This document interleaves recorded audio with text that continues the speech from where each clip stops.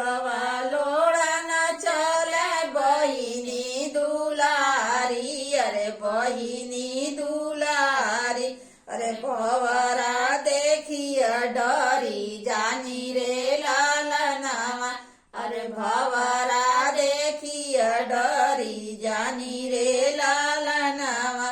अरे भीतरा से निकलना भैया कवन रामा, भैया कवन राम।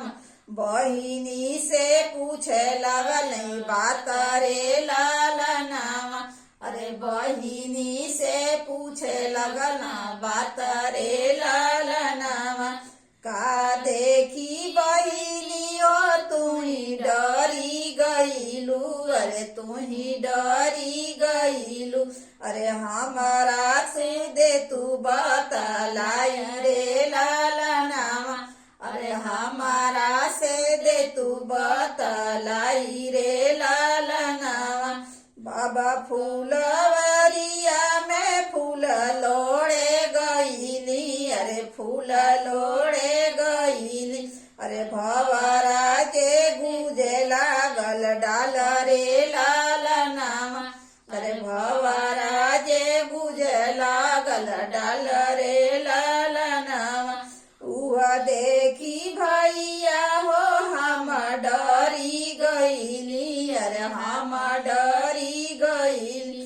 अरे छूटी गईली हाथवा से थार रे लालनावा, अरे छूटी गईला हाथवा से थार रे लालनावा।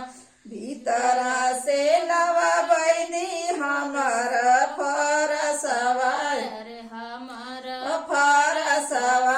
अरे टंगी अरे टंगिया से फूलवा के काटी रे लालनावा, अरे टंगिया से फूलवा के काटी रे लालनावा।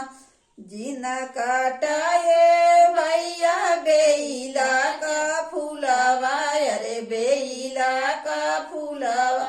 अरे वही फूल गजरा बनाई रे लालनावा, अरे वही फूल गजरा बनाई रे लालनावा। वही पर बावरा हो बसल रहे, अरे बसल रहे। अरे उन्हीं का शीतली बयार रे लालनावा, अरे उन्हीं का शीतली बयार रे लालनावा।